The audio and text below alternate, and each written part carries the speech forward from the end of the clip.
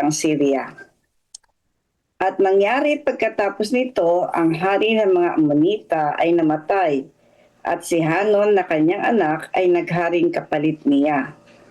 Sinabi ni David, "Pagpapakitaan ko ng kagandahang loob si Hanon, na anak ni Nahas, gaya ng pagpapakita sa akin ng kagandahang loob ng kanyang ama." Kaya't nagsugo si David sa pamamagitan ng kanyang mga lingkod upang aliwin siya tungkol sa kanyang ama. At dumating ang mga lingkod ni David sa lupain ng mga anak ni Ammon. Ngunit sinabi ng mga pinuno ng mga anak ni Ammon kay Hanon na kanilang Panginoon, "Naakala mo bang pinararangalan ni David ang iyong ama? Kaya't siya'y nagsugo ng mga taga-aliw? Hindi kaya nagsugo si David sa iyo ng kanyang mga lingkod upang siyasatin ang bayan at upang tiktikan at upang ito ay magapi?" Kaya't dinakip ni Hanon ang mga lingkod ni David at inahit ang kalahati ng kanilang balbas at pinutol ang kanilang mga suot sa gitna sa kanilang pigi at sila'y pinaalis. Nang ito ay balita kay David, siya'y nagsugo upang salubungin sila, sapagkat ang mga lalaki ay lubhang napahiya. Sinabi ng hari, "Manatili kayo sa Jericho hanggang sa tumubo ang inyong balbas, pagkatapos ay bumalik kayo." Nang makita ng mga Ammonita na sila'y naging kasuklam-suklam kay David, ang mga Ammonita ay nagsugo at inupahan ang mga taga-Syria sa Beth-rehob at ang mga taga-Syria sa Soba, 20,000 kawal na lakad, at ang hari sa Maaka na may 1,000 tauhan, at ang mga lalaking taga-Tob na 12,000 lalaki. Nang ito ay mabalitaan ni David, kanyang sinugo si Joab at ang kanyang mga hukbo na mga makapangyarihang lalaki. Ang mga Ammonita ay nagsilabas at humanay sa labanan sa pasukan sa pintuang bayan, at ang mga taga-Syria ng Soba at Rehob at ang mga lalaking taga-Tob at mga taga-Maaka ay nasa parang. Nang makita ni Joab na ang labanan ay nakatutok sa kanya sa harapan at likuran, umili siya ng ilan sa mga hirang na lalaki sa Israel at inihanay sila laban sa mga taga-Syria. Ang nalabi sa kanyang mga tauhan ay inilagay niya sa pamamahala ni Abisai na kanyang kapatid, at kanyang inihanay sila laban sa Ammonita. Kanyang sinabi, "Kung ang mga taga-Syria ay napakalakas para sa akin, ay tulungan mo nga ako. Ngunit ang mga Ammonita ay maging napakalakas para sa iyo, darating naman ako at tutulungan kita. Magpakatapang ka at tayo'y magpakalalaki para sa ating bayan at para sa lungsod ng Diyos, at gawin nawa ng Panginoon ang inaakala niyang mabuti." Kaya't lumapit si Joab at ang mga taong kasama niya sa pakikipaglaban sa mga taga-Syria, at sila'y nagsitakas sa harap niya. Nang makita ng mga Ammonita na ang mga taga-Syria ay nagsitakas, sila man ay nagsitakas din sa harap ni Abisai at nagsipasok sa lungsod. Kaya't bumalik si Joab mula sa paglaban sa mga Ammonita at dumating sa Jerusalem. Subalit, nang makita ng mga taga-Syria na sila'y nagapi ng Israel, sila'y nagtipon-tipon. Nagsugo si Hadadezer at dinala ang mga taga-Syria na nasa kabila ng ilog Euphrates. At sila'y dumating sa Helam na kasama si Shobak na puno ng hukbo ni Hadadezer sa kanilang unahan. Nang ito'y balita kay David, kanyang tinipon ang buong Israel at tumawid sa Jordan at dumating sa Helam. At ang mga taga-Syria ay humanay laban kay David at lumaban sa kanya. 18. Ang mga taga-Syria ay tumakas sa harap ng Israel, at pumatay si David ng mga taga-Syria na mga kalalakihan ng 700 karwahe at 40,000 mga bayo, at sinugatan si Shobak na pinuno ng kanilang hukbo, kaya't siya'y namatay doon. 19. Nang makita ng lahat ng hari ng mga lingkod ni Hadadezer na sila'y nagapi ng Israel, sila'y nakipagpayapaan sa Israel at napasakop sa kanila. Kaya natakot ang mga Syria na tumulong pa sa mga Ammonita. Amen. Amen. Bibigyan ko po ng konting refleksyon yung aking pong binasa. Kagabi ay binasa ko na to. Nakita ko po dito sa kwento kung paano po ang mabuting intensyon dito po sa verse 2. Pinakita po sa atin dito na mayroong mabuting intensyon si David sa mga Ammonita. Na ito po ay nagresulta sa digmaan o pakikipaglaban. Nakita ko dito na bagamat sa verse 2 pansinin po natin, di ba ang hangad po ni David ay aliwin lamang ang anak ni Nahas na si Hanun bilang ganti sa kanya sa ipinaranas na kabutihan ng ama nito nung buhay pa. Po ba? Tapos sa verse 3 patuloy, di ba pinakita doon na namatay ang hari ng Amon na si Nahas at pinalitan ito ng kanyang anak na si Hanun. Sa pagpapakita ng kabutihan ni David, nagpadala si David ng mga lingkod niya para i-comfort lang si Hanun bilang ganti ni David sa kabutihang ipinakita sa kanya ng tatay nito nung ito'y buhay pa. Pero may mga nagduda, yung mga pinuno, di po ba? Yung mga prinsipe ng Amon at inakusahan si David na kaya siya nagpadala ng mga tao upang maging espiya. Yung ginawa ni Hanun, di ba pinakita rin dito sa atin na yung kumbaga yung balbas, di ba yung balbas ng mga lalaki dito sa baba. Kumbaga pinutol, hinati sa gitna. Tapos yung kasuotan nila mula dito sa bewang, pababa, ay pinutol din. Tapos labas yung pinakapigi, diba, yung sa likod. Kaya ito ay isang malaking kahihiyan sa kultura nila nung araw. Kaya nung umuwi nga sila, ay nabalitaan ito ni David at sinalubong niya yung kanyang mga tao. Kaya naman, yung tapos nung nalaman niya ni Hanun na sila ay yung payo sa kanya ng mga prinsipe o yung mga tagapayo niya ay parang tinitiktikan lang sila, naganda siya ng digmaan. Umupa pa nga siya ng mga tao na taga-Syria, di po ba? Bilang tutulong sa kanila sa kanilang pakikipaglaban sa mga taga-Israel. Pagkatapos nun, makikita natin dito, si Joab naman na kapatid ni Abisai mula sa grupo naman ni David ay humarap din sa kanila. Bali dalawa silang hukbo. Yung si Joab ay lalaban siya sa mga taga-Syria at si Abisai naman lalaban sa mga Ammonitas. Kaya dito sa verse 10 hanggang 12, diba sabi dito, maging matapang tayo para sa ating bayan sa lungsod ng Diyos at gawin ng Panginoon ang mabuti sa kanyang paningin. Nanalo sila, yung mga nanalong Israel, tumakas yung mga kaaway. At doon sa ikalawang laban din naman ni David, na si David naman ang humarap, ay nagtagumpay silang muli mula sa taga-Syria. Ang kanilang tagumpay ay nagdulot ng kapayapaan dahil sa kanilang pagsunod. Ito yung nakita ko ulit dito, yung pagsunod. Yung sinasabi dito, yung susi dito na nakita ko, yung pagtitiwala nila sa Diyos at yung pagsunod nila. Yung mensahe po na ibinibigay po sa atin dito ng kabanata ay nagpapakita na ang kabutihan ay yung kabutihan natin maaaring masamain ng iba, lalo na yung mga tagapayo. Meron nakita natin dito yung pagmamataas at humantong ito sa hindi pagkakasundo ay salungatan.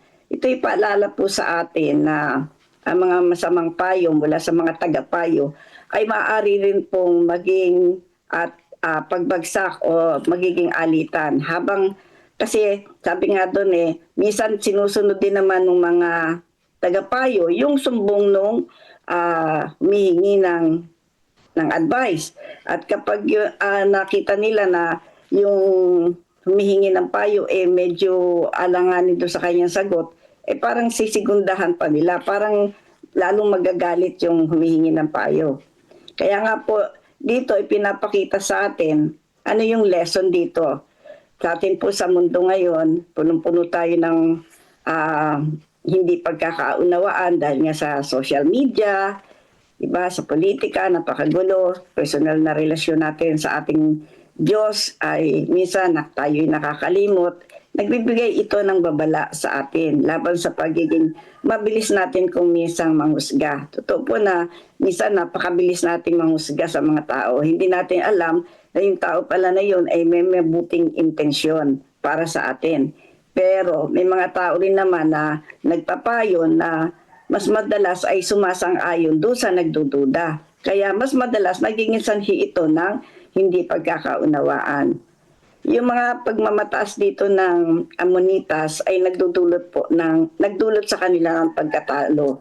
Habang yung kababaang loob at yung pananampalataya nila David at ni Joab ay nagbigay ng tunay na tagumpay. Akin pong iiwan dito sa inyo yung sinasabi po sa Proverbs o sa Kawikaan 3, 5, and 6. Ang sabi po doon, magtiwala ka sa Panginoon ng buong puso mo at huwag kang manalig sa sarili mong pangunawa. Sa lahat ng iyong lakad ay kilalanin mo siya at siya ang magtutuwid ng iyong landas. Isang perpektong paalala po ito sa atin upang makaiwas tayo sa maling pag-unawa. At dito po din sa Mateo 5, chapter 5 verse 9, mapalad ang mga mapagpayapa sapagkat tatawagin silang mga anak ng Diyos. Paalala po sa bawat isa ulit sa atin na meron tayong kapayapaan sa gitna ng mga tensyon. Di po ba? Kaya lagi nating unawain kung ano yung kalooban ng Diyos kaya nangyayari ito sa atin. To God be the glory. God first morning po. Amen. Maraming salamat po, Sister Net. Napakagandang reflection. Bigay po natin ang reflection po kay Pastor Ranel Pepito. Pastor, ang inyo pong reflection. Okay, maraming salamat, Pastor Tao. At loud and clear po ba ako? Medyo mahina signal dito. Pastor. Apo. Okay, salamat. God first morning po sa atin lahat. Yamang binuksan po ni Ate Ditz yung idea ng chapter 10. Napakaliwanag po sa atin. Ang ganda po dito nung ito na kasi showdown. Kikita natin dito ako bilang mahilig sa yung palabas ni Fernando. Dito nakikita yung bago yung bakbakan, may dahilan. At alam naman po natin mga kapatid na ang bayan ng Israel ay ang Diyos po talaga nakikinigma. So nakikita naman natin previously na yung kasaysayan, kaya nagkaroon na po ng magandang relasyon yung Israel at saka yung mga Ammonites. Kasi batid po nila na ang Diyos po talaga ang gumagawa at nakikinigma sa bayan ng Israel. Yung dumidepensa ba? Nakikita nila yung paggilos nila ng Diyos doon sa bayan ng Israel, yung pag-iingat ng Diyos.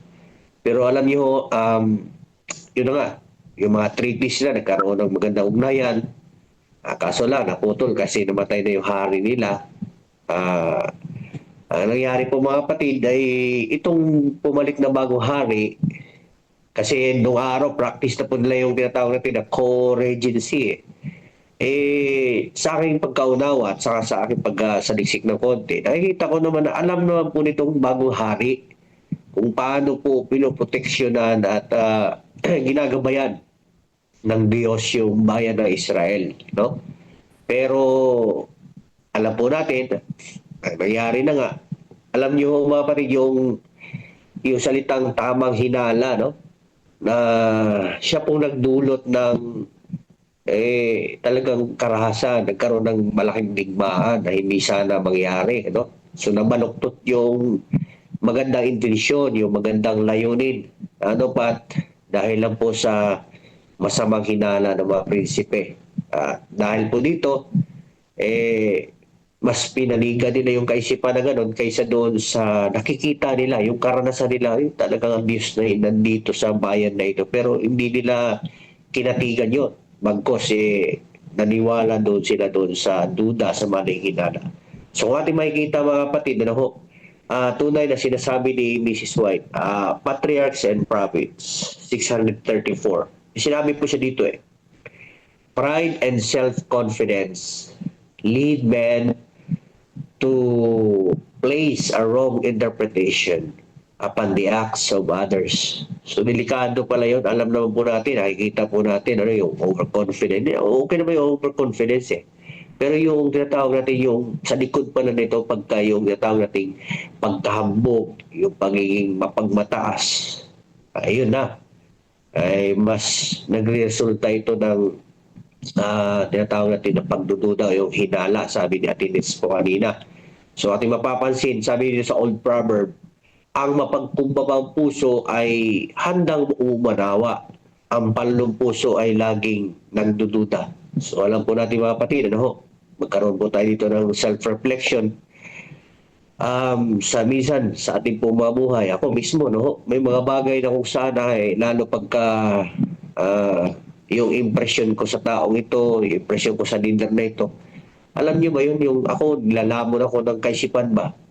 Pero hindi ko nakita na ano bang gagawin ng Diyos sa taong ito para sa akin o sa paglilingkod sa iglesia. So yun po lang dapat mga kapatid, kung ating makikita. So takatandaan natin, yung ating po mga inaalagaan nating mga pride diyan, sana yung pride na powder kasi naglilinis yun Pero pagka yung pride talaga mga kapatid na galing sa kaniliman, delikado po yun. Mauwi po tayo sa pagdududa o tamang hinala, mauwi sa alam niyo, ang gulo, hindi magandang relasyon.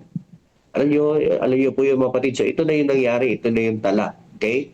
So sa pangalawang punto na nais ko po ipahagi din sa iyo mga kapatid, bilang reflection sa chapter na ito, kanina nabanggit po doon sa may verse 3 o somewhere in verse 2 mga kapatid na kung saan yung pagputol ba ng balbas yun, So, hindi lang po ito personal na insulto, Kundi ito'y paglapastangan, harap-harapan na kawalan ng tiwala doon sa mga namumuno sa bayan ng Diyos.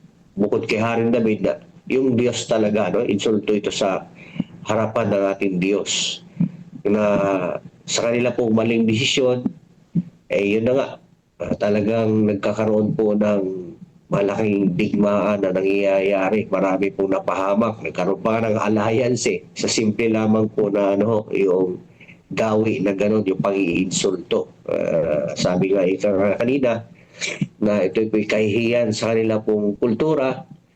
Pero sa kabilang banda po mga kapatid, ito po'y tahasan, tahasang parang defiance po talaga doon sa Diyos na nangunguna sa bayan ng Israel. Kilala naman po talaga nila si David ay kung gaano pong gumawa ang Diyos sa kanya. Pero yun ang tahasan ba? Yung parang hinahamon ang kakayanan ng Diyos na nakita naman po nila ng mga nagdaan, mga sinaunang pangyayari. Kaya nagkaroon nga sana ng magandang treaties pero sinira nito mga bagong nangunguna. Okay? So, sa akin dito mga kapatid, kung ating makikita, sabi ni sa landag ni Mrs. White, one wrong step prepares the way for another. So, same as true with us. Same as true with me, pagka yung bagay na nasa isipan ko, konsepto, at alam ko naman po mali Pero yun na, natatabunan minsan doon dahil sa emosyon, dahil po sa malaking pagdududa. So hindi ko na napapansin yung magagandang intensyon. Hindi ko na nakikita yung ma-extract yung bagay na anong bagay na maihahatid dito sa akin, So bilang mga spiritual na mga Kristiyano, ito yung kagandahan kasi pagka ang Diyos ay nasa atin, lahat ng bagay na nasasagap po natin at atin po nasasalunga, whether it is negative or positive, naging blessing po to sa atin. So ganun po mag-lead ang ating Diyos. Kaya ganun, ating makikita, ito po yung nag-inspire doon sa isa sa mga general, one of the greatest general of David na later ay nag-rebel ganito sa kanya. Ito si Joab, So magkakapatid po ito sila. Ito yung mga valiant men ni David, nagsabi po dito sa mahuling talata, dito sa, particularly in verse 11 somewhere or verse 12, yung nabanggit po doon na sabi ni Joab, di ba?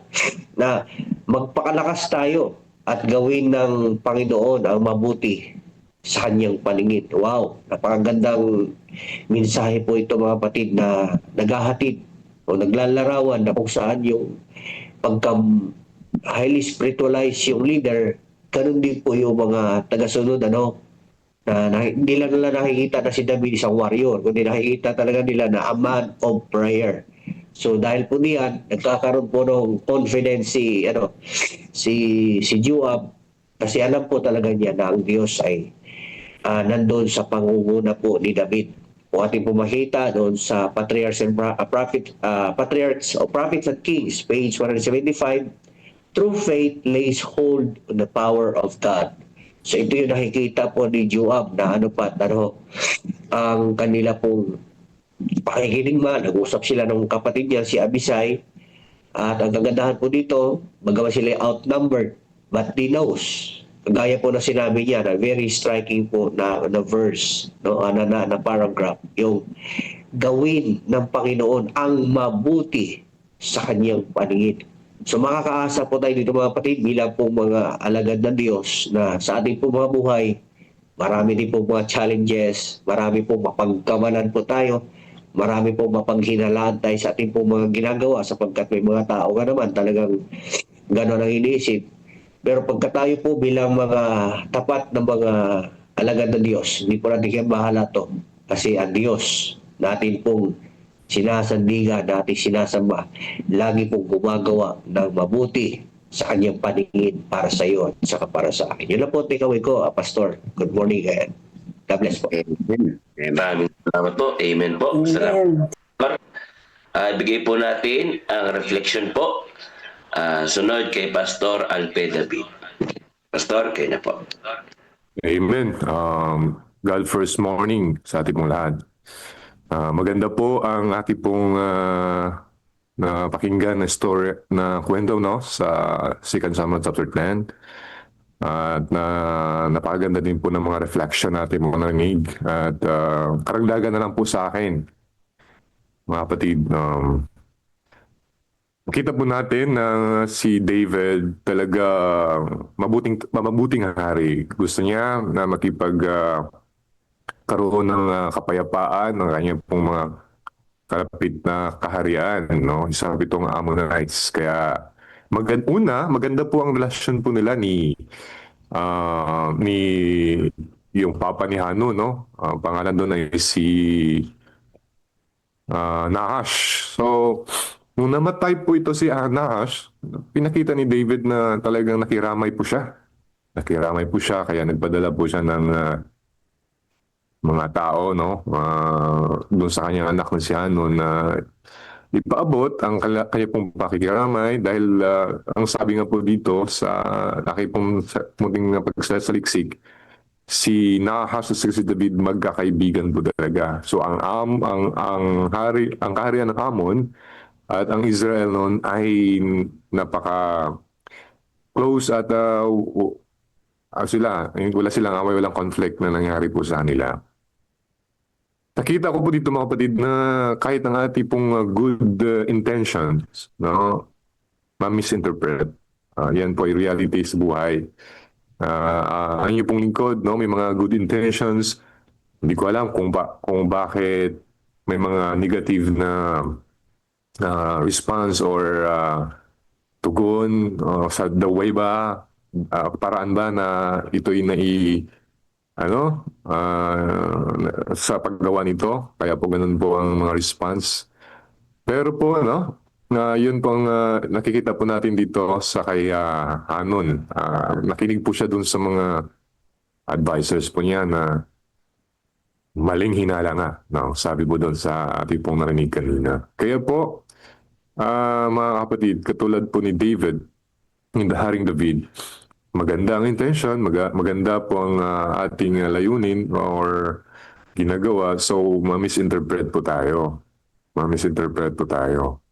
Pero patuloy pa rin ang pagiging mabuti. So, hindi po yun ang dahilan na tayo po ay tumigil sa paggawa ng kabutihan po mga kapatid. Kaya kung alam po natin ito ay tama, so gawin po natin ito. Although ito po ay na-misinterpret. Gayon din po mga kapatid, ah, nakita ko din pong kabutihan ni David nung nakita po niya ang kanyang mga lingkod, kanyang mga alipin na kanyang pinadala na pinahiya ni, kato hindi lang po personally, itong mga servants ang nailagay sa kahiyan, na bakit po kanina, ito po ay indirect na insult din sa hari. At those times po mga kapatid, ang mga kaharian talaga, ang mga wars po, isa sa mga reason doon ng kanila pong theology, kanila pong paniniwala. Ito po ay indirect insult para sa Diyos ng Israel. Nung nakita po ni David ang kanya pong mga lingkod na yun pong ginawa ni Hanon, ay di ba, yun, ang balbas ay yan po parang yan po ay dignified yan na kung mayroong ang lalaki, may mga balbas na yan, pag yan ay nawala, tinanggal. Parang isang ano po siya. So nung time na yon, kaya nung na-shaved off yan, half of the birds pa, no? Yung balbas, yung kalahati po nito. At pinutol ang kanilang mga damit dun pa, no? Sa buttocks. Kakahiyan po talagang ginawa po ni Ano. Ang ginawa ni David, hindi niya na-broadcast ang sitwasyon ng kanya pong lingkod. Kaya sabi niya, okay, manatili mo na kayo dun sa Jericho hanggang tutubo pumuli ang inyong balbas bago kayo uwi sa bahay niyo, sa Jerusalem. So yun po, no, ang ginawa po ni David. He avoid public shame para po sa kanyang mga lingkod. Kaya po may mga kapatid po tayo na may mga siguro pagkakamali. So instead na i-broadcast po natin siya, tulungan po natin sila. No? Tutulungan po natin sila kasi yan po ang maganda na gawin po natin sa kanya. Ito pong ginawa po ni David. Tapos ito po mga kapatid, nakita ko. Nagalit talaga si David. Nagalit po siya. Sino naman hindi po magagalit? No? Sa ginawa po sa kanya. Sa kanyang mga lingkod. Ni Hanon. Pero ang ginawa po ni David, hindi siya nag-rush na makipagdigmaan. Nag-timpi po sa David. Yun po, ang banal na Espiritu nandun pa kay David. Sa next chapter, alam po natin na ang next chapter, next story, another story po yan. But at this chapter, nandun po yung banal na Espiritu, no? Kay David. Kasi, although medyo agresibo si David, ang kanya pong decision ay doon po. Nagkaroon po siya ng consultation with his wise counselor. Alam niyo po, kailangan din po natin, we need to live with the community. Kung sa sarili po natin ay wala tayong magawa, we can decide ng kamalian. Yan po ang ginawa po ni Hanon na simpleng ano lang, no? Simpleng bagay lang pero lumaki ang problema. Kay si David, so nag-consult po siya at alam niyo po, sa tingin ko nag-subside po talaga kasi kasi po si Nahash, ang ama ni Hanon, kaibigan po talaga ni David. Pero ano pong nangyari po? Si Hanon naman ang gumawa. Narinig po niya na galit po si David. Nakipag-alay po siya, nagrenta or nag-upa po siya ng mga warriors from Syria at another kingdom. Alam ko marami po itong Syria at si Zoba, mga thousands of soldiers, used to 2,000 doon sa Syria. So nag-upa po siya ng mga ng mga army. Alam niyo po, kung babasahin po natin ito, yung kaharian ng Amon, napakahinang kaharian ng kanila pong military forces, napakahina. Kaya po ito si Hanon ay umupa pa siya ng marami ng mga army po sa Syria. Na ngayon, nakikita po natin, ang maganda po dito, isa kong napansin po dito yung si Joab, binanggit po kanina, na yun, nagkukwentuhan po sila. Nakita ko po yung brotherly support, si Joab at saka si Abisai. Nagkukwentuhan po sila na itong main force, ang main army, or sa akin po, no? Ako po yung harap sa Syrian kasi malakas po itong mga Syrians eh. Sa'yo na lang yung mga Ammonites, mahihina lang yun. Yung reserve na army, ikaw yung harap po doon. Pero kung nakita mo na mas malakas sa amin yung Syrian, tulungan mo ako. Pero kung nakita po naman namin na mas malakas sa iyo yung Ammonites, tutulungan siya. Nakita ko po mga kapatid yung brotherly support ng dalawa. At ito pa po ang nakita ko pong maganda dito sa ating pong nabasa. Sabi niya, okay, gawin po natin. Magpakalalaki po tayo. Magpakalakas po tayo. Ano pong dahilan? Mayroon pong magandang dahilan, magandang purpose for God's cause, no? Para sa bayan ng Diyos at sa mga cities of God, yung Israel, of our God. Kaya po, mga naman, nakita ko po ang courage nila Joab at ni Abisai dahil po sa mabuting purpose, no? Naging malakas po sila. Kasi po, when you do things for the right reason, it gives you inner strength. No, sabi po dito, when things go wrong. Kaya kung maganda po ang ating layunin, maganda po ang ating pong cause, ay may lakas po tayo na harapin man na anumang mga digmaan po yan sa ating pong buhay. Yung nakita ko po sa, kaya magpakalalaki or magpalakas po tayo, yung reason talaga kung ano pong dahilan for God's cause. Kaya po hindi po sa atin mga kapatid na yes, we cannot deny the fact na tayo po ay nag-engage sa spiritual battle. So, kailangan po natin ng lakas. At alam po natin, kung tama ang ating ginagawa tayo sa kalooban ng ating pong Panginoon, may inner strength po tayo nakaharapin. At alam po natin, ito yung last, ang nice ko i-share, ang sinabi po ni Joab na gawin ng Diyos. Okay, sabi niya, sa verse 12, sabi niya, and may the Lord do what is good in His sight. Yes, gawa lang po tayo. Alam po natin ang ginagawa po natin. Ano pong ang dahilan, ang purpose, bakit nandito tayo sa digmaan. Pero, let God be God. So, let the Lord do what is good in His sight. And we know the rest of the story. Naging matagumpay po sila. Yun po, mga minawa, dahil God fought. Lumaban, ang Diyos ang lumaban para po sa kanila. So, mga minaman, huwag nating itigil ang gumawa ng mabuti. Kahit ito po ay ma-misinterpret, patuloy pa rin sa paggawa ng mabuti. Kailangan po natin ng wise counsel. Kailangan din natin magtimpi. Kailangan natin tulungan ang mga kapatid na nangangailangan, no? At kailangan po natin yung brotherly support, community. Be courageous because we know what we're doing is right, no, for God's cause. And then, rest to the idea, God will do what is right in His eyes. God first morning sa ating pong lahat. Amen. Salamat po. Maraming salamat po, Pastor, sa inyo pong reflection. Ang ating mga kapatid ay meron din pong reflection po. Pero bago ko po basahin ang mga reflection sa ating chat box, ay meron po bang nais magbigay po ng kanyang reflection? Pastor Seth po.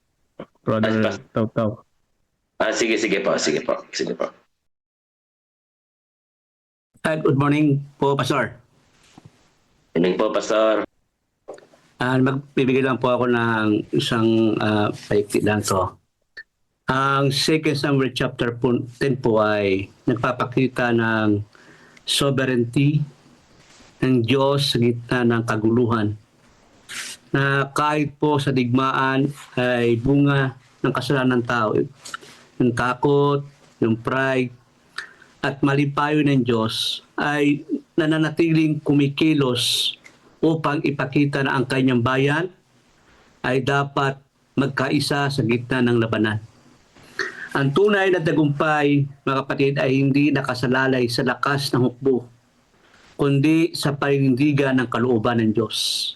Tama yung sinabi ni Pastor Alfie kanina, yung pahayag ni Joab sa talatang 12.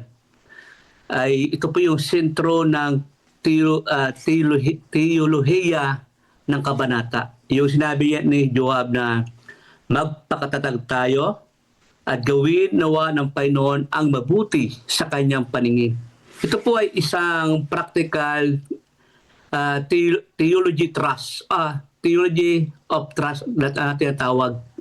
Gawin ang ating bahagi na may tapang at ipagkatiwala ang resulta sa Diyos. Kaya nga mga minamahal ko mga kapatid, sa panahon na puno na hindi pagkakaunawaan sa pamilya, simbahan, sa lipunan, ang 2 Samuel chapter 10 ay nagtuturo sa atin na huwag agad maghusga sa intensyon ng iba. Maging leader na pinangungunahan ng karunungan, hindi ng takot. Tumayo sa tama, hindi kahit may kapalit mga kapatid. At higit sa lahat, magtiwala sa Diyos sa gitna ng labanan. Kaya nga kapatid, ang kabanata ito po ay palaala ng tunay na digmaan ay hindi po laging pisikal. Tandaan natin mga kapatid, madalas ito ay labanan ng puso, isipan, at pananampalataya. Ngunit tandaan natin, ang Diyos ay tapat. Noon ay siya rin Diyos na gumagabay sa atin ngayon. Na po, God first morning. Amen. Okay, maraming Amen. salamat po, Pastor Seth, sa napakagandang reflection niyo po, no? Ang mga reflection po ng ating mga kapatid sa chat box, ang sabi po ni Brother Sunny Talusan, ang kabanatang ito ay nagpapakita na ang kabutihang loob ng maaaring hindi palaging nauunawaan at ang mabuting intensyon ay agad na tatanggapin. May mga taong nasugatan ng nakaraan, kaya't natatakot silang magtiwala. May mga pagkakataon na kapag tayo ay gumawa ng mabuti, tayo pa ang mapagbibintangan. Ngunit ang hamon ay manatili sa tamang puso, hindi sa reaksyon ng iba. Minsan ang mga maling akala ay nagiging mitya ng alitan. Ang digmaan ay hindi agad nagsisimula sa espada, kundi sa isip at puso na puno ng takot at maling akala. Maraming relasyon ang nasisira, hindi dahil sa kasalanan, kundi dahil sa hinala at kakulangan ng komunikasyon. Sa ating buhay, bago tayo nagpasya o mag-react, tinatanong ba natin ang Diyos kung totoo ang ating iniisip?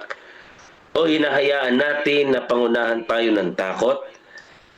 Ang tunay na tapang ay hindi kawalan ng takot, kundi pananampalatayang ipinagkakatiwala ang resulta sa Diyos. Maraming salamat po, Brother Sunny. Ang reflection po ni Pastor Ernie ay ito po, ang tagumpay sa labanan ay hindi lamang bunga ng lakas ng armas, kundi ng pagkakaisa, disiplina at pagtalima sa kalooban ng Diyos. Amen po. Kay Pastor Jun Barredo, ito po ang kanyang reflection. Kapansin-pansin ang tugon ni David. Hindi siya agad gumanti, sa halip, ipinakita niya ang habag at pagkaunawa sa kanyang lingkod na napahiya. Pinanatili niya ang kanilang dignidad sa pamamagitan ng pagpapahintulot na manatili muna sila sa Jericho hanggang umuling tumubo ang kanilang balbas. Ipinapakita nito na ang pamumunong may takot sa Diyos ay inuuna ang pagpapanumbalik kaysa paghihiganti. Binabalanse ang mga bagay na may katuwiran bago magdesisyon. Mainam na kaisipan ng isang taong may malalim at malawak na baon ng pananampalataya sa salita ng Diyos bago humusga.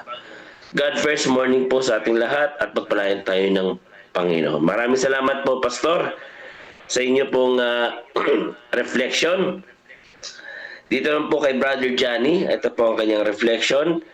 Evil surmising and suspicion are the fruitful cause of misunderstanding and alienation. So, ito po yung mga reflection ng ating mga kapatid. Maraming salamat po sa inyo pong mga reflection.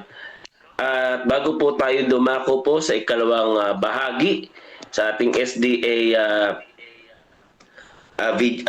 Church History, ay hilingan po natin si Sister Net sa closing prayer po.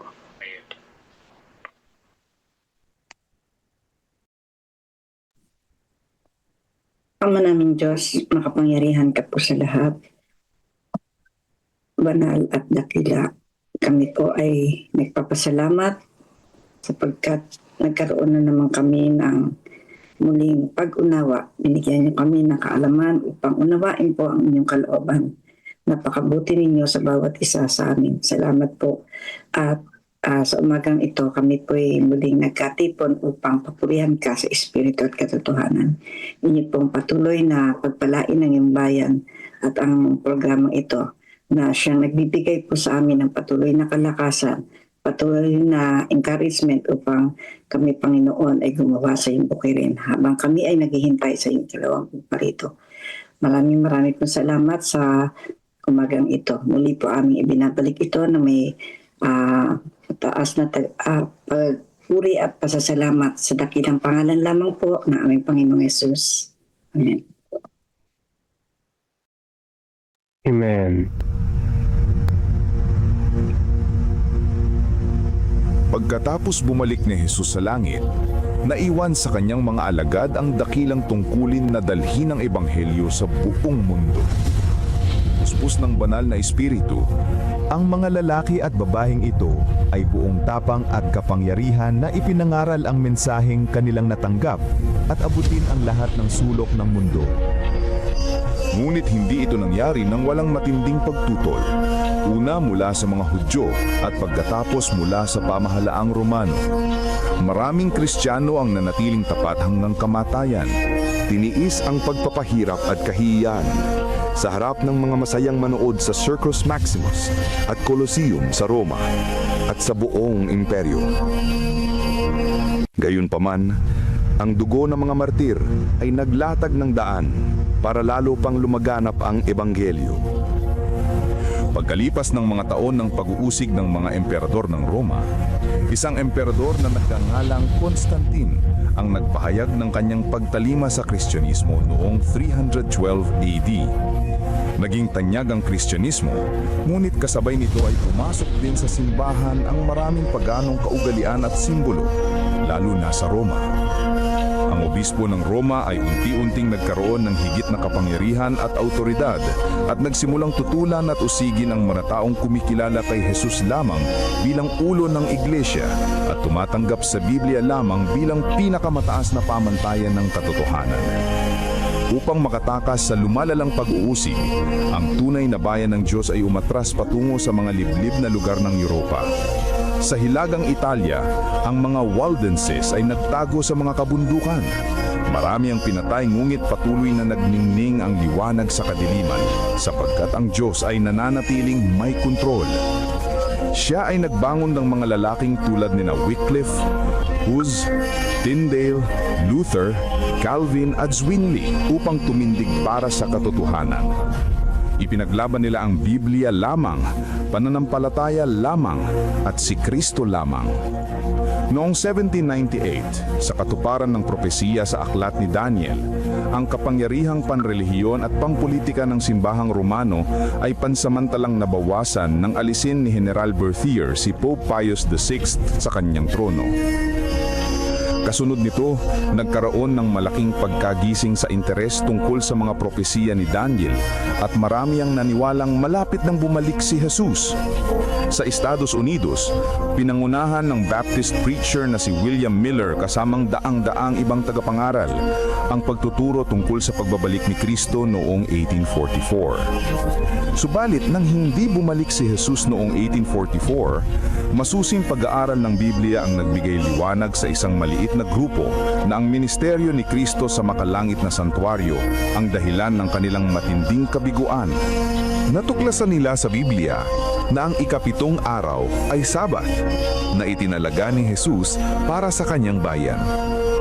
Unti-unti nilang naunawaan na ang kanilang misyon ay ipangaral ang mensahe ng tatlong anghel sa Apokalipsis 14. Bilang mga Seventh-day Adventist, ang layunin nila ay ipangaral ng may kapangyarihan ang walang hanggang ebanghelyo at ihanda ang mundo sa pagbabalik ni Kristo. Mahigit sa 160 years na ang lumipas, mga taong dumaan sa dalawang World War, maraming kampanyang militar, mga krisis sa ekonomiya, ang pagtaas ng ateismo at sekularismo at pagdami ng populasyon ng mundo. Dumami rin ang mga natural na kalamidad na pabalik-balik at lumalala. Sa panahong ito, ang misyon at mensahe ng iglesia ay mas may kabuluhan at mas agaran kaysa dati. Si Jesus ay malapit nang dumating at ang mundo ay dapat na maihanda. Maghanda sa pagsalubong sa Diyos. Amen. Amen. Yan po. Amen. So ngayon po, ay dadako sa atin pong devotional na pangungunahan po tayo ni Sister Marilyn Picard. Bigay po natin sa kanya po ang pagkakataon.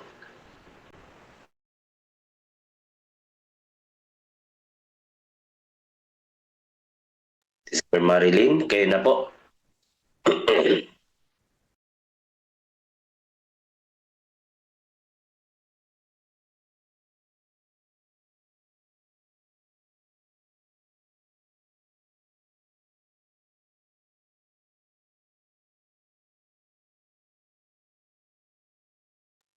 Sister Marilyn.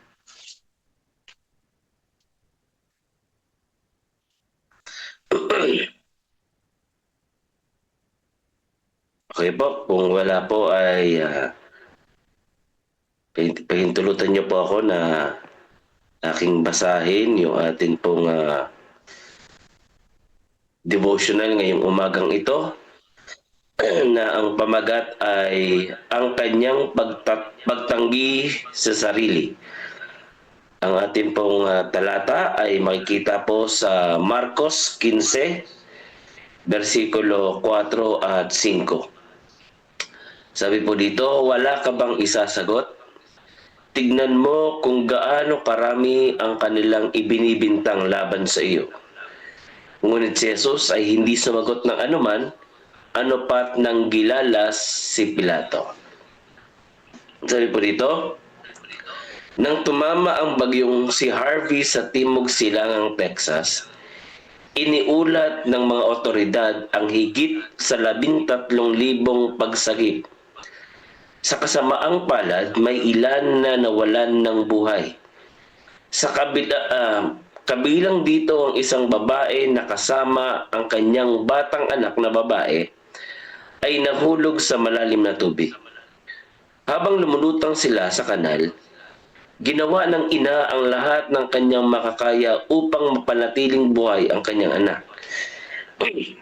Nang matagpuan sila ng mga tagasagip, ang anak ay nakahawak sa kanyang ina. Hindi nakaligtas ang babae, ngunit ang kanyang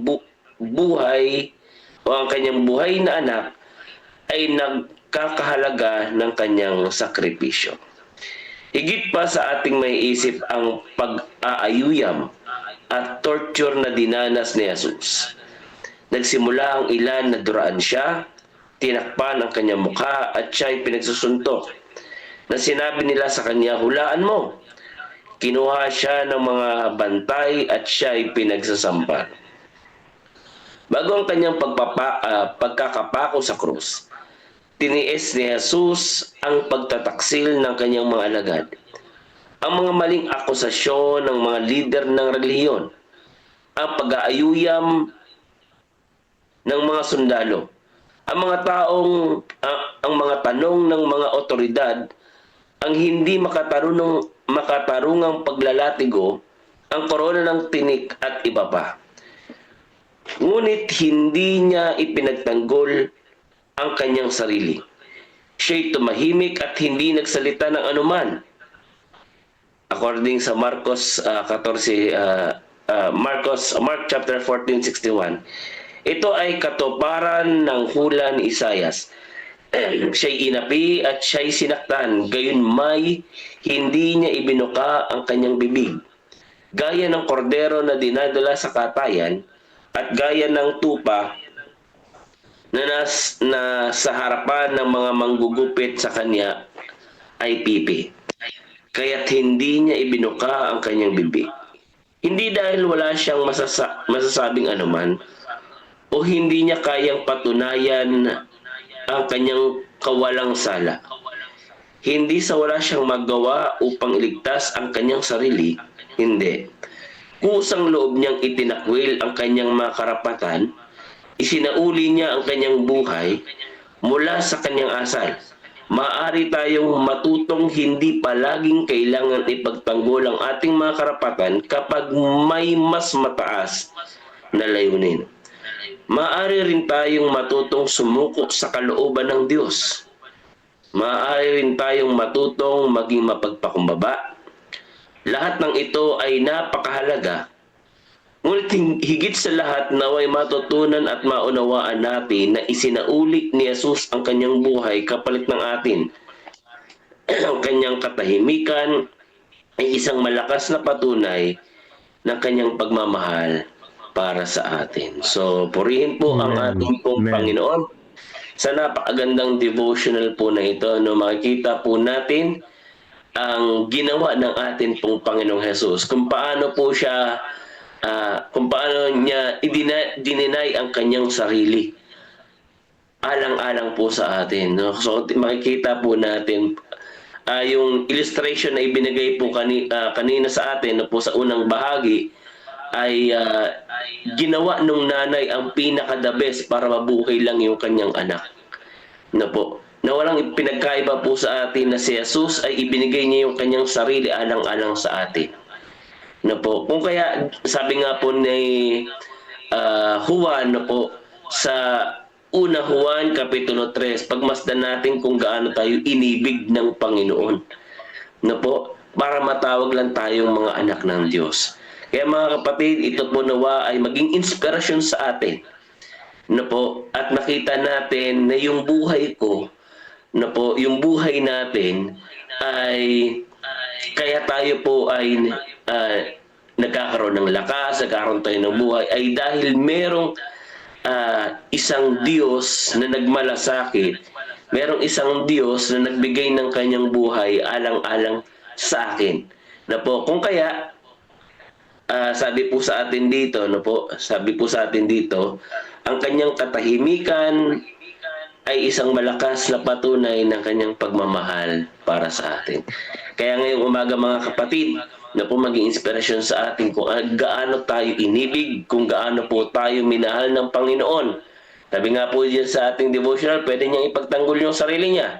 Na po, pero saganang akin at saganang atin, na po, ay pinili niyang manahimik para may pakita niya sa atin kung ano ba ang ibig sabihin ng pagtanggi sa sarili, pagmamahal sa atin po.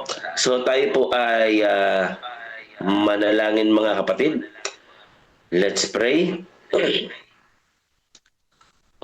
O dakila at makapangyarihang Diyos, maraming salamat po sa inyo pong kabutihan. Maraming salamat po sa inyo pong pagmamahal na inyo pong ipinakita sa bawat isa sa amin. Tunay na napakadakilang pag-ibig. Na maaari naman po kayo, Panginoon, na ipagtanggol ang inyong sarili. Maaaring kayo magsalita, ngunit hindi niyo yung ginawa alang-alang sa amin. Kaya sa oras na ito, O Diyos, aming idinadalangin na tulungan niyo rin po kami na makita sa aming buhay ang karakter ng aming Panginoong Yesus. Patuloy naming idinadalangin sa inyo, Panginoon, na taglayin namin sa aming mga puso at patuloy na manatili sa aming isipan at sa aming puso ang inyo pong pagmamalasakit.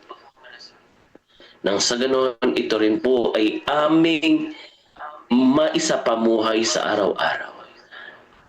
At ang aming pong pagsamba, ang aming paglilingkod, ay bunga ng kabutihan ng aming Diyos sa aming mga buhay. Maraming salamat po dahil pinakita niyo po sa amin kung ano ang ibig sabihin ng pagtanggi sa sarili. Kaya ngayong umagang ito ay amin pong patuloy na idinadalangin na manatili ang inyong mga salita sa aming mga puso upang huwag kami magkasala laban sa inyo. Maraming salamat po na pinakinggan niyo po ang aming mga dalangin. Itong lahat ay aming dalangin sa matamis sa pangalan ni Jesus. Amen. Amen. Amen. Amen. Amen po.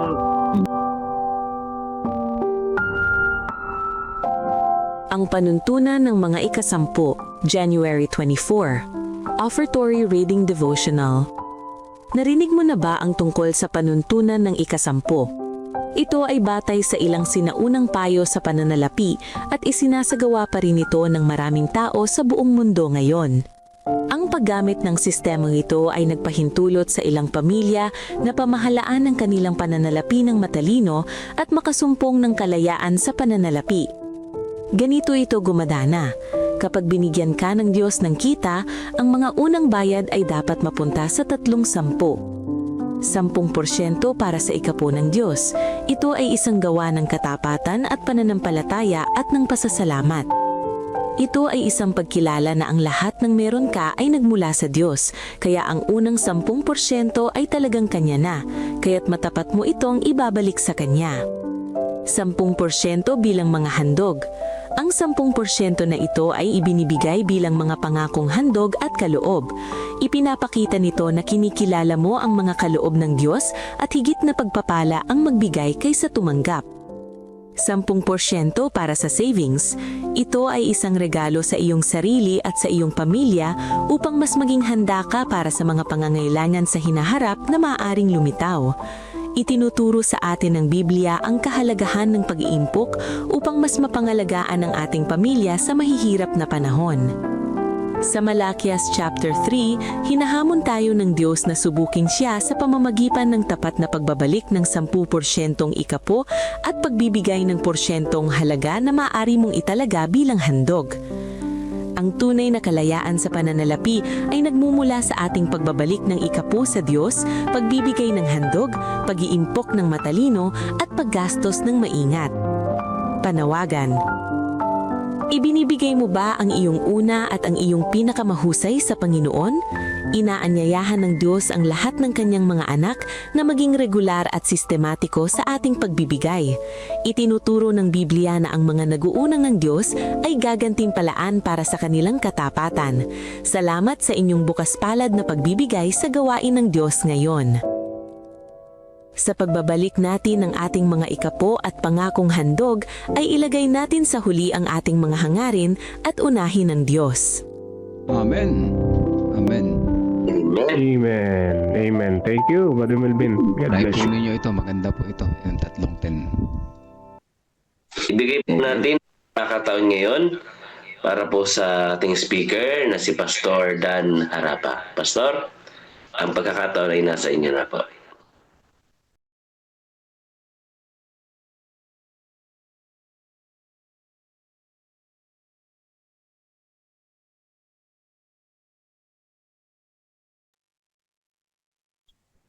Pastor, kayo na po, Pastor.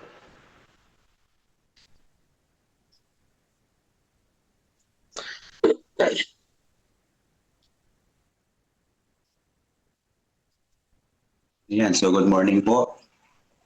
Malinaw lang po ba yung aking... Morning, Pastor. Okay po. Ayan, sige po. So sa umaga pong ito mga kapatid ay happy God first morning po sa inyo. At magandang umaga po sa atin pong lahat. Happy God first morning po. Sige po. Yung akin pong ibabahagi ngayong umaga ay ito pong topic na ibinigay sa akin galing po sa Councils of Stewardship chapter 5. Na ito po ay pinamagatang beneficence where Christ abides. So maikli lang po siya, bali 1, 2, 3. Tatlong paragraph lang po siya na babasahin. So ang gagawin ko po mga kapatid ay babasahin ko po muna tapos ay ibigay ko po yung mga lessons na akin pong naunawaan. So sabi po dito, when the perfect love of God is in the heart, wonderful things will be done.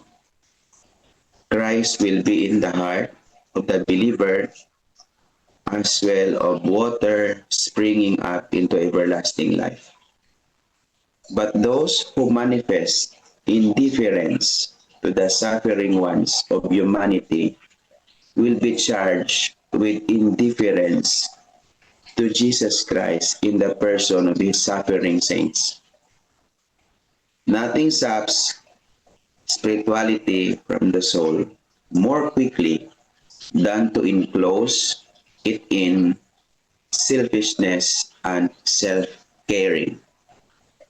Those who indulge self and neglect to care for the souls and bodies of those of whom Christ has given his life are not eating of the bread of life, nor drinking of the water of the well of salvation. They are dry and sapless, like a tree that bears no fruit.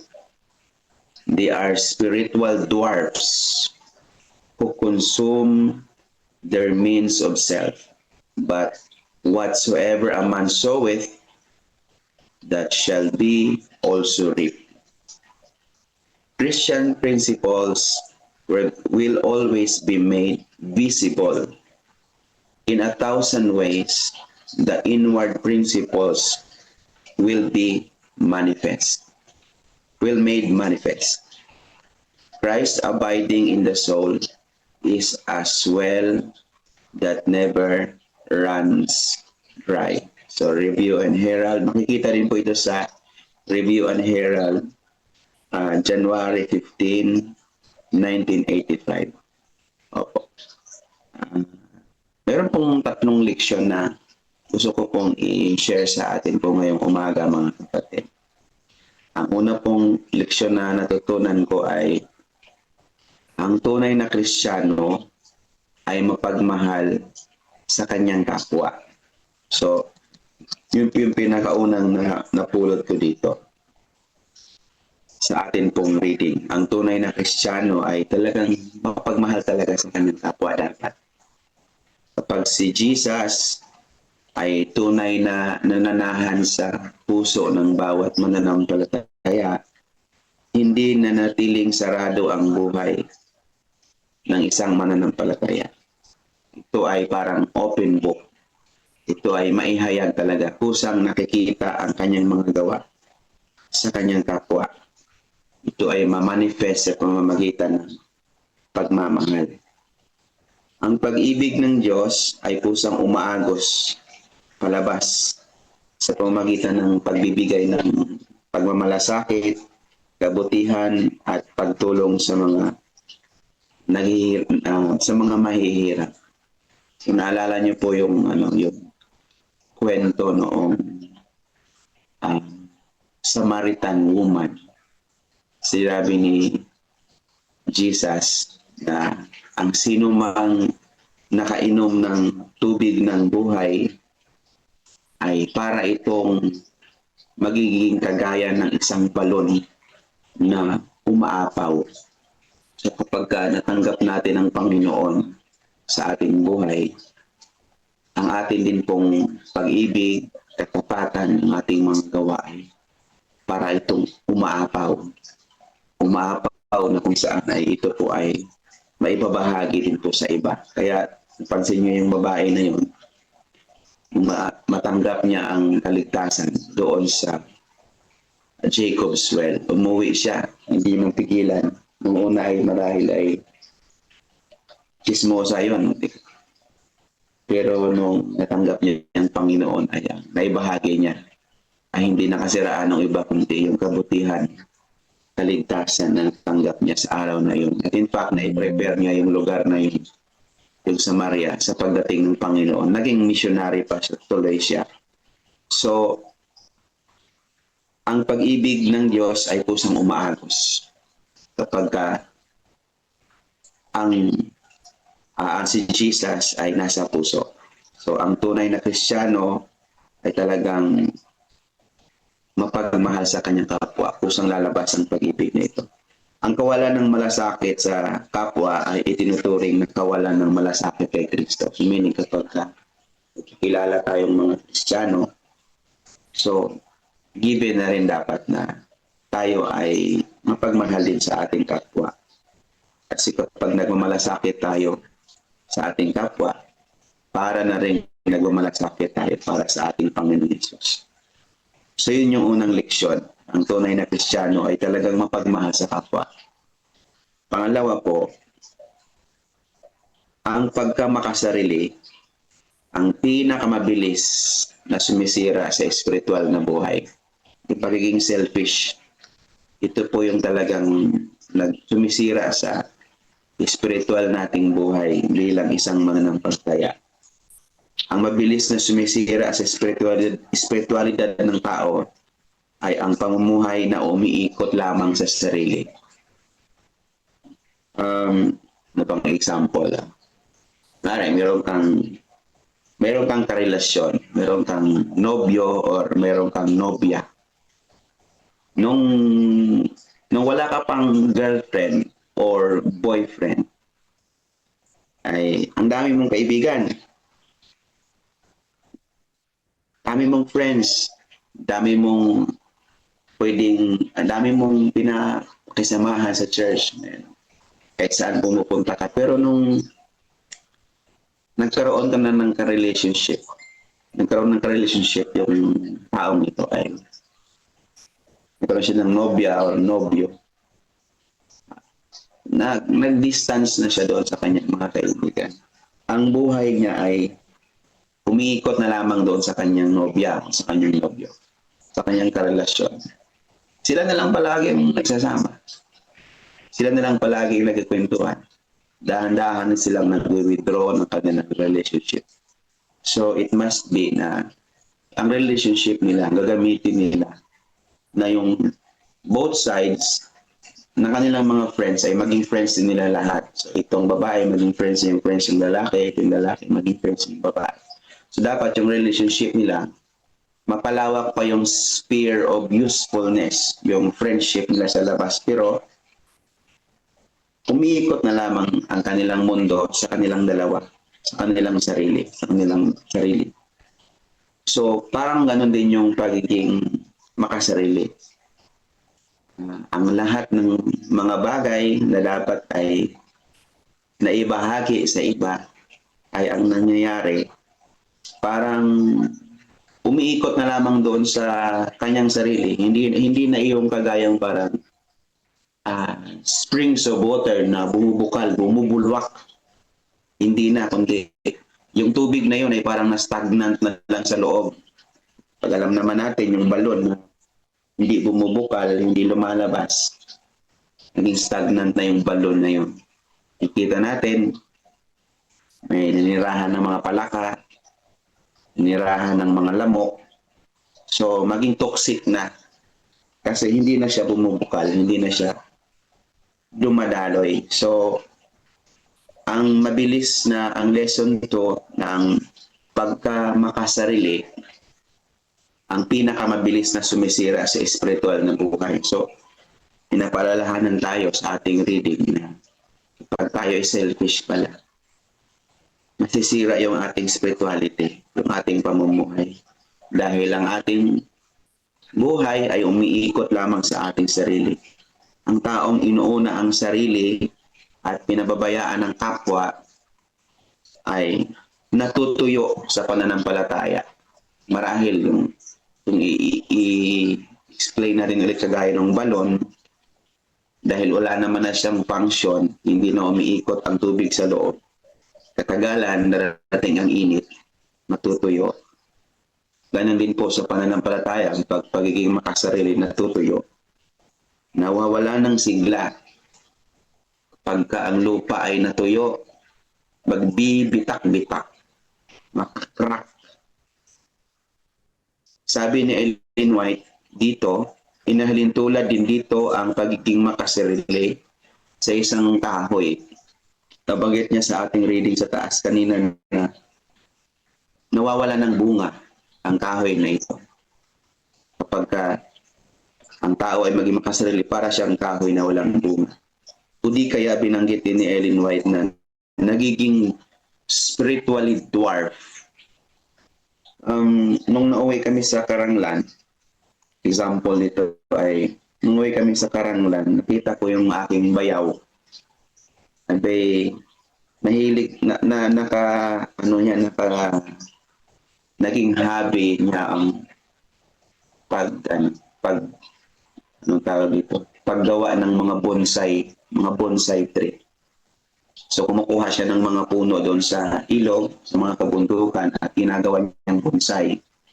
Oo nga, nakita ko nga naman na napatubo niya, hindi na lumaki. Hindi na lumaki yung puno na yun. Naging pandak na lang siya naturally. Supposedly, yung puno na yun, yung puno ng sampalok yung nakita ko eh. Supposedly, lalaki yun. Kaso ay, nung nakita ko, napabuhay niya. Kaso ay naging pandak na siya. Hindi na siya lumaki. Sabi ko, ano bang sikreto niya yung bayaw? Paano mo ginawa yan? So, tinuro niya sa akin. Pinakita niya sa akin kung paano gawin. Ang ginagawa pala niyang mga bonsai, mga kapatid, ay pinupuluputan pala ng, di ba, pag yung puno, mayroong pinakasentrong ugat niyan eh. Ito yung puno. Marami mga ugat dyan sa paligid. Pero mayroong pinakasenter na root dyan. Pinakasentro talaga. Yun yung kanyang pupuluputan ng alambre. So, tatalian niya yung alambre ng napakahigpit na alambre na tandang pulupot na pulupot talaga hanggang maubos siya. Tapos sa kanya yun tatanim ulit. So pag kinabuhay yun mga kapatid, ang mangyayari, yung puno na yun ay hindi na lalaki. Tatanda na lamang siya na siya isang pandak. So sa atin, sa ikalawang leksyon, ang pagiging makasarili ang pinakamabilis na sumisira sa espiritual ng buhay. So kapag selfish ang isang tao, matutsok siya matutsok parang, alam niyo yung seeds na choke ng maraming mga cares of the world, yung mga alalahanin sa buhay, yung riches. Ang buhay niya umiikot na lamang doon, wala na siyang time sa Panginoon. Hindi na siya nagbunga, hindi na siya nagmultiply. Ang mangyayari po, parang pinupuluputan siya ng maraming alambre sa kanyang buhay. Nagpakilala naman siyang Kristiyano. Kaso, ang nangyayari, wala pong manifestation ng paglago sa kanyang spiritualidad. Para siyang pandak na Kristiyano. Ang hindi nagbabahagi ay hindi rin tunay na tumatanggap ng tinapay ng buhay at umiinom ng tubig ng buhay. Yun yung sabi ni Ellen White sa ating reading. So yung ikalawang leksyon ay ang pagiging makasarili ang pinakamabilis na sumisira sa espiritual na buhay. Ikatatlo po, last na po ito. Unawaan ko po dito na ang panloob na pananampalataya ay laging nahahayag sa panlabas na gawa. So kapag meron tayong pananampalataya, ang pananampalatayang ito ay kusang nahahayag din sa panlabas na mga gawa. Hindi kailanman nanatiling lihim ang tunay na prinsipyo ng pagiging Kristiyano. Ang buhay natin, kapag tayo ay mayroong pananampalataya, ay parang bukas na libro na mababasa ng lahat. Hindi ito nakatago.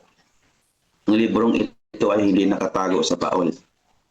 Ang librong ito ay hindi nakaipit-ipit sa bookshelf na kapag gusto mong basahin ay kukunin mo na lamang at saka pagpagin dahil inaalikabukan na, kundi ang buhay ng isang mananampalataya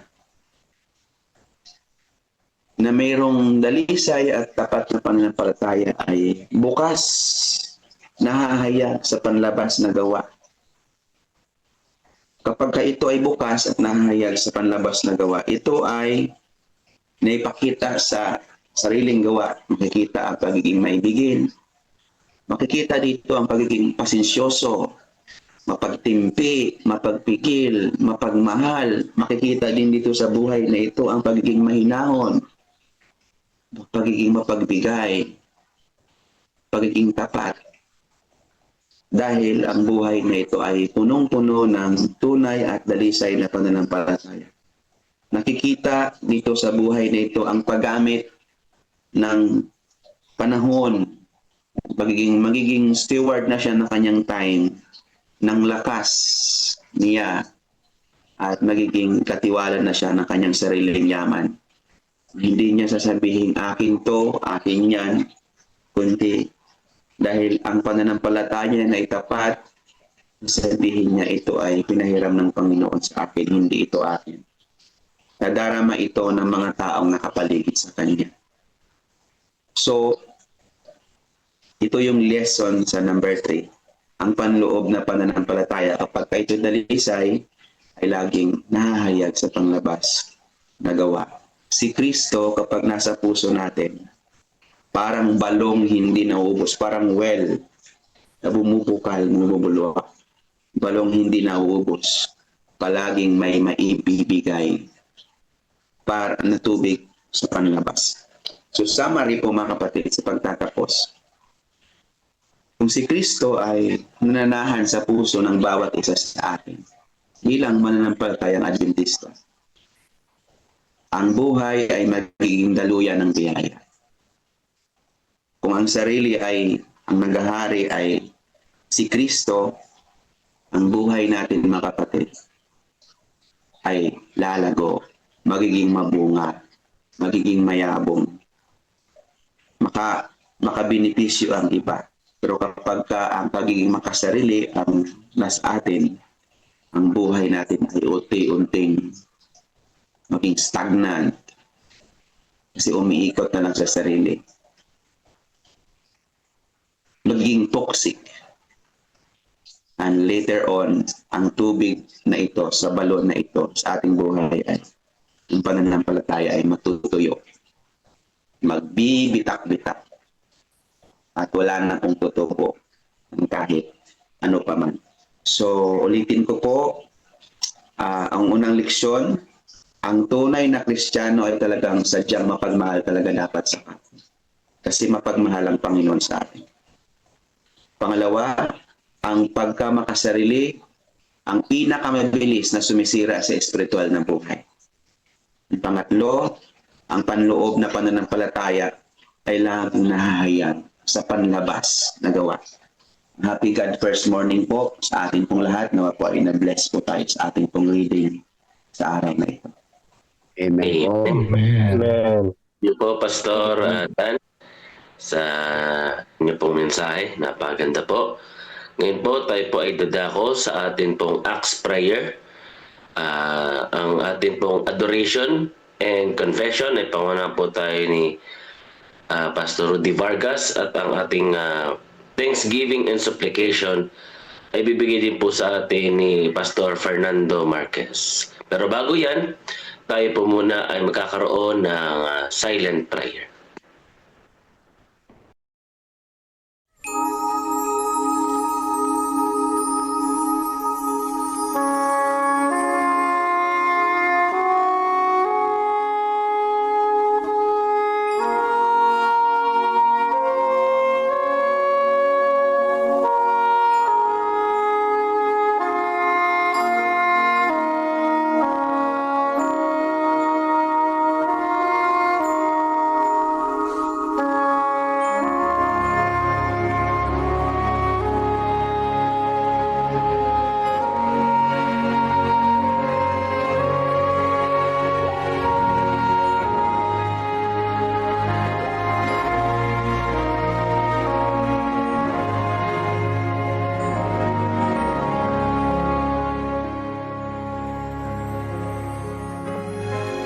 Yun na po.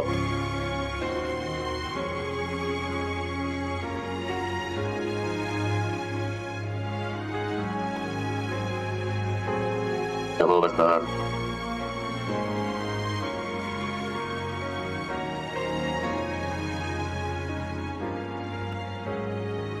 Wala May po ata. manalangin mga kapatid.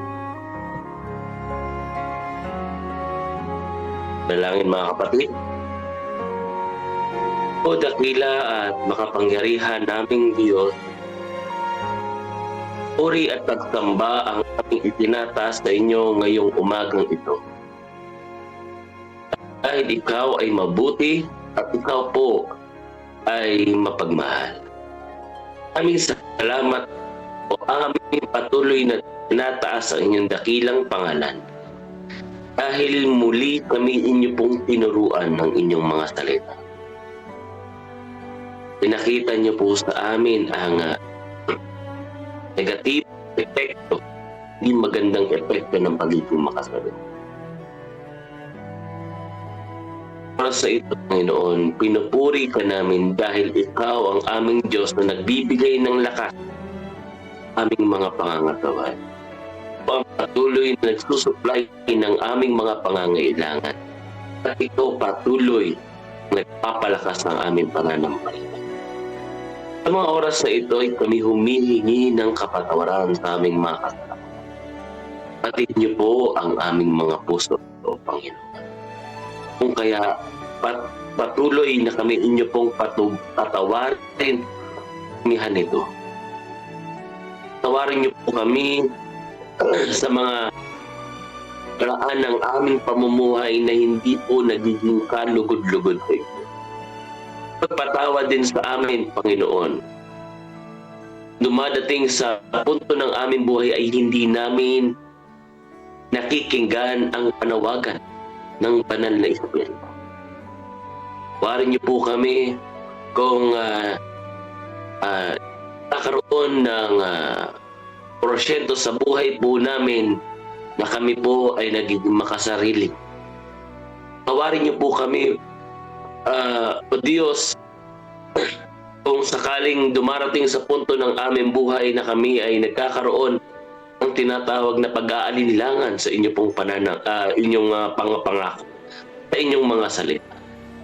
Pinagdududahan namin ang inyong kakayahan sa aming mga. Tawarin niyo po kami, Panginoon, kung paano namin itrato ang aming mga kapwa. Hindi man namin ito nasasabi, ngunit ito po ay aming naiisip at minsan ay nagagawa. Tawarin niyo po kami, Panginoon. Abagan niyo po kami. Sa mga oras na ito ay patuloy kaming dumadalangin. Patawarin niyo po kami sa kung sino po kami. Patuloy na baguhin ayon sa inyong kagandahan. Patuloy kaming lalapit at lalapit ito hanggang sa ang karakter ng aming Panginoong Espiritu ay mahayag amin. Mga susunod, Panginoon, ay papatuloy ni Dr. Brando Merco. Salamat, Panginoon, sa buhay at lakas. Salamat na kami po ay inyo pong ginising sa umagang ito. Salamat, Panginoon, na inyo pong pinapaalala na mayroon Diyos na buhay at Diyos na nagbibigay pag-asa sa amin. Salamat, Panginoon, sa buhay at lakas. At ganun din, salamat na patuloy ka na naninirahan sa bawat isa sa amin. Salamat na patuloy niyo kaming ginagayad sa araw-araw na aming pamumuhay. Sa oras na ito, Panginoon, kami po'y patuloy na lumalapit sa iyo. Sa oras na ito, Diyos, ay aming dalangin na si Sister Net Lazaro, si Pastor Roniel Pipito, si Pastor RP David, si Pastor Stam Taw-Taw, si Pastor Dan Harapa. Panginoon, ang inyo pong mga anak ay patuloy na nagpapagamit sa inyo pong gawain Panginoon, nawa ang iyong pong pagpapala, pag-iingat, ganun din sa kanilang mga pamilya, sa kanilang mga gawain. Ingatan sila sa araw na ito, patuloy na pagpalain. Ganun din, O Diyos, ang Olongapo Church, patuloy namin dinadalangin, Panginoon, ang inyong pong sambahayan, na patuloy na inyong pong pagmasbas ang aming maranasan, O Panginoon. At ganoon din, O Diyos, ang CLPM Virtual Church Officer Orientation. Ngayong araw ay dalangin namin, Panginoon, na kayo ang patuloy na kasama at patuloy na ikaw ang mag-guide sa bawat isa para ang kanilang mga pag-uusapan o ang kanilang mga agenda ay patuloy na maging success, Panginoon. Ganito, no Diyos, CLPM Headquarters Project. Every family o builders ay patuloy na ikaw ang gumamit at patuloy na ang inyo pong headquarters ay unti-unti po itong matapos, Panginoon, at maibangon sa pamamagitan po ng inyo pong presensya. At ganoon din sa mga tao na gagamitin. Ganoon din, O Diyos, ang CLPM Adventist School at CLA. Aking dalangin, Panginoon, na manirahan ka sa school na ito at ikaw ang kanilang kasama sa araw-araw. Ganon din, O Diyos, ang mga teachers, ang mga estudyante, na patuloy na ikaw ang kanilang kasama, maging ehemplo kanila at patuloy nilang kasama ka sa kanilang buhay. Ganon din, O Diyos, ang EIL o ELI, mga Panginoon, sa buong CLPM. Pati, Panginoon, i-guide mo po sila dahil ikaw lamang ang kanilang kasama sa araw-araw. Sa kanilang mga lakad, Panginoon, ikaw ang patuloy nilang kasama, Panginoon. Ganun din, O Diyos, ang crusade sa San Vicente Church is Bulacan, Panginoon. Niyo pong presensya ang kanilang makasama sa oras na ito. Nawa ang kanilang crusade ay niyo po silang samahan at ang lahat ng mga tao na dumadalo ay inyo pong presensya ang kanilang maranasan at makita nila na ikaw, O Diyos, ang Diyos na nagbibigay pag-asa sa ibabaw ng sanlibutan ito. Ganon din, O Diyos, ang church building project ng Buasaw Church at sa Umpakan Church at sa Ildefonso, Bulacan. Panginoon, alam niyo po, kayo ang Diyos na nagbibigay pag-asa sa amin at Diyos na lahat ng bagay ay kayo ang may akda at kayo ang babangon sa inyo pong sambahayan na ito ay sa pamamagitan ninyo ay ito po ay maibangon na bilang isang sambahayan na pagpupulungan ng inyo pong mga anak. At ganoon din, O Diyos, aking dalangin si Richelle Ann Diaz sa kanya pong Wisdom Tone Operation ngayong January 21. Aking dalangin, Panginoon, nawa ito ay maging successful at ito'y kayo ang kanyang kasama habang inuopiraan ang kanya pong wisdom. Ganon din, O Diyos, si Luis Aldrian Balagtas. Aking dalangin, Panginoon, na sa kanyang dehydration. Panginoon, ikaw po ang may akda, Ikaw ang may-ari ng aming buhay, lalong-lalo na ikaw ang may lalangit. Aking dalangin na pagalingin po siya. Ganun din, O Diyos, si Maria Hordina Disio sa kanya pong dinggi. Panginoon, namin dalangin sa oras na ito na inyo pong pagalingin siya. Ganun din, O Diyos, si Silio Monsayang. Sa kanya pong siya po'y na-confine sa hospital. Aming dalangin, O Diyos, na kayo ang kanyang kasama sa oras na ito. Kayo po ang Diyos na may-ari ng aming buhay. Sa oras na ito, Panginoon, alam niyo po kung anong sitwasyon niya sa oras na ito. Aming dalangin na inyo pong mapagpalang kamay, ang inyo pong idampi sa kanya. Nawa ay unti-unti po siyang gumaling. Sa pamamagitan ninyo, makita niya ang inyo pong presensya at ang inyo pong mapagpala kamay. At ganoon din, O Diyos, si Lina Barido, mother po ni Pastor John. Palagi niyo po namin, Panginoon, yung continuous recovery niya. Aming dalangin, O Diyos, nawa ang kanya pong recovery ay patuloy na ikaw ang kanyang kasama. At ganoon din, O Diyos, si Ramon Rojas for the heart operation. Aking dalangin, Panginoon, na inyo pong mapagpahalang kamay ang kanya pong heart operation ay nawa, Panginoon, ay ito'y maging success.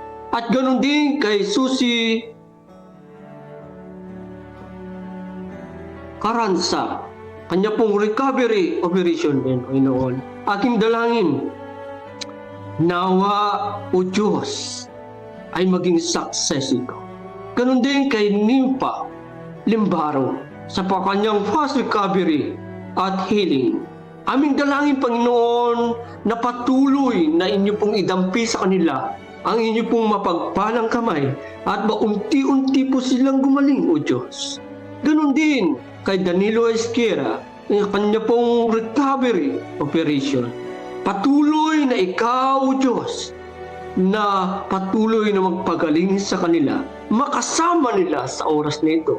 Ganon din kay Lucelle Monto. Aming dalangin, O Diyos, na walang imposible sa inyo. Aming dalangin sa oras na ito, ang inyo pong mapagpalang kamay at imbendisyon na maghari sa kanila sa oras na ito. Ganon din kay Benedicta Ramos sa kanya pong pamamaga ng tuhod. Panginoon, nawa ang inyo pong mapagpala kamay at patuloy na magpagaling sa kanila.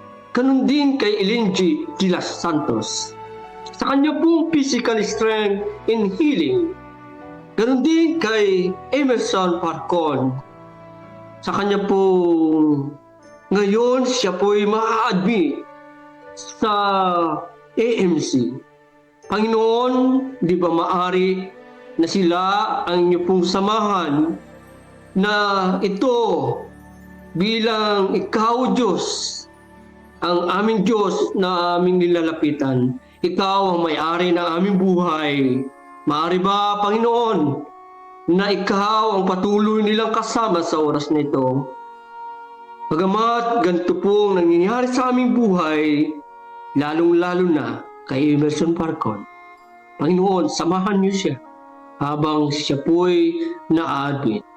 Ganon din, O Diyos, si Jerry Lee Gunia sa kanya pong fast and complete healing and recovery operation. Panginoon, patuloy namin sila na inyo pong samahan sa kanya pong recovery at sa kanilang operation. Maging success naway ito, Diyos. Ganon din kay James Kahube sa kanya pong house healing and recovery. At ganun din o Diyos kay Virgie Gabriel sa kanya pong mayuma. Panginoon, alam namin na wala pong imposible sa inyo. Kay Estrella Fernandez sa kanya pong stroke. Jeannie Yuma Biray, kayong Miyuma. Warlito Asuncion sa kanya pong lupus at pneumonia. Ngayon, Panginoon, aming dalangin na kayo ang aming Diyos. Kayo ang may hakda ng aming buhay. Kayo ang may lalang ng aming buhay. Wala pong imposible sa inyo. Aming dalangin ang lahat ng aming mga buhay na may sakit ay aming dalangin na kayo ang magpagaling. At ganun din kay Lucy Crisuluco, maging cancer-free na siya, Panginoon. Aming dalangin, nawa ang ito pong mga ito ay gumaling sila sa pamamagitan ninyo. Dian Ross Matthew, mawalan nawa ang kanyang pong bukol sa liig. Dalangin namin na Panginoon na kayo ang Diyos na magpapagaling sa aming buhay, sa aming katawang lupa. Ganon din o Diyos si Jean Muya sa kanya pong bukol sa lapay for operation. Aming dalangin o Diyos, samahan niyo siya sa kanya pong operation. Nawa ito ay maging success. Gina Santos sa kanyang stroke. Aming dalangin, Panginoon, na alam nyo na ikayo o Diyos, itong mga katawan namin ay aming sinusuko, ang aming mga sakit, ang aming mga buhay ay aming nilalapit sa inyo. Panginoon, bagamat may mga tao na nangangailangan sa iyo, nawa, Panginoon, dalangin namin, pagalingin niyo po sila sa oras na ito. Wala pong imposible sa inyo. Lahat ng aming mga iniinom na gamot at ganun din o Diyos sa mga tao na inyo pong gagamitin. Nawa, Panginoon, ang inyo pong presensya, ang kanilang maranasan sa oras na ito. Manalig sila sa inyo at samahan niyo sila. I-guide ng Holy Spirit, Panginoon. Patawarin o Diyos kung saan man nagkulang, nagkasala ang bawat isa. Ito'y aming sinasamot dinadalangin sa dakila at banal na pangalan ni Jesus. Amen. Amen. Amen. Amen. Amen po. Amen po. Amen po. Amen. Amen. Ang misyon ay hindi natatapos sa ating mga iglesia. Ito ay patuloy na isinasabuhay sa ating mga tahanan, sa ating mga komunidad at sa bawat puso na nagmamahal sa Diyos. Ngayon, tinatawag tayong lahat na makiisa sa isang dakilang adhikain. Building up for mission. Ang Central Luzon Provinces Mission ay naglulunsad ng isang pambihirang pagtutulungan, ang CLPM Headquarters Development Partnership Campaign. Hindi lamang ito tungkol sa pagtatayo ng isang gusali, kundi sa pagtutulungan ng mga anak ng Diyos upang itayo ang tahanan ng misyon. Isang lugar kung saan uusbong ang mga programa, manggagawa at paglilingkod para sa kaharian ng Diyos. Sa ilalim ng unang pamamaraan na tatawaging 5,000 Families for the Mission Home, inaanyayahan ang bawat pamilya na maging katuwang sa gawaing ito bilang isang Mission Home partner.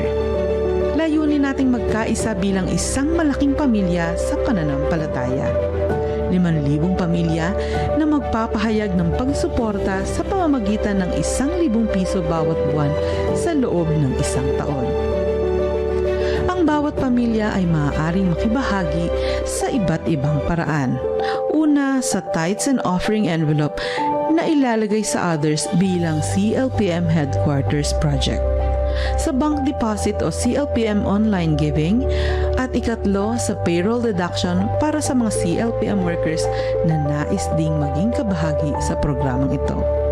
Ang mahalaga ay sama-samang paglahok dahil sa Diyos, bawat pamilya ay mahalaga.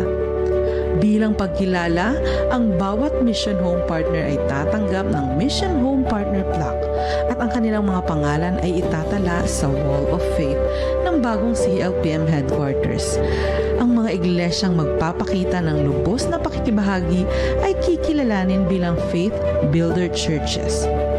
Sa bawat quarter, tayo ay magtitipon sa pasasalamat upang ipagdiwang ang mga kwento ng pananampalataya sa mga panalangin ng pag-asa at ang kabutihang ginawa ng Diyos sa ating kalagitnaan.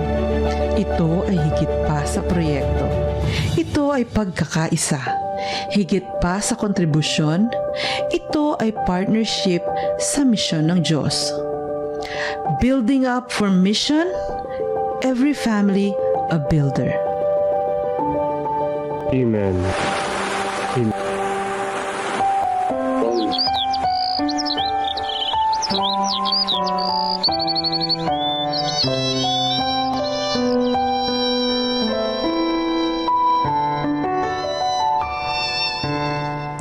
Kapag kay Kristo'y tayo'y magtatapat, sa lahat ng bagay ay magiging sapat.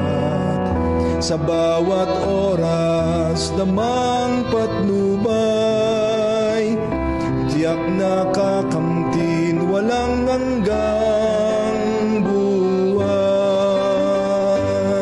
Ang Diyos ay nangako sa mga taong tapat, sa lahat ng bagay ay magiging sapat. Atin siyang purihin sa lahat ng oras, awit ng pagluwalhati ating itaas.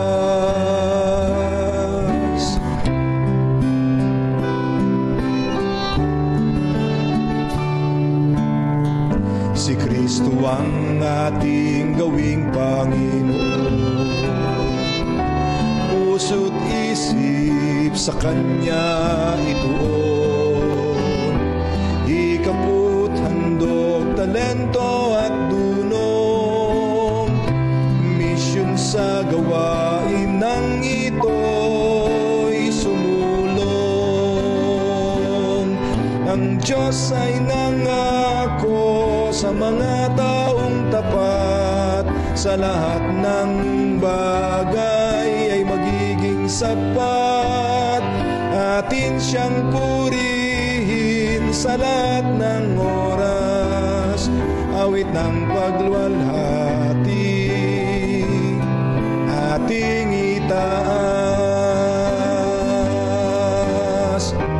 Pagagaanin ating mga pasan, sa mga suliranin Kanyang tutulungan. Magtiwala tayo't Siya ang tawagan, tunay na ligaya ay makakamtan. Ang Diyos ay nangako sa mga taong tapat, sa lahat ng bagay ay magiging sapat. Atin siyang purihin sa lahat ng oras, awit ng pagluwalhati ating itaas. Papuri't walhati sa Kanya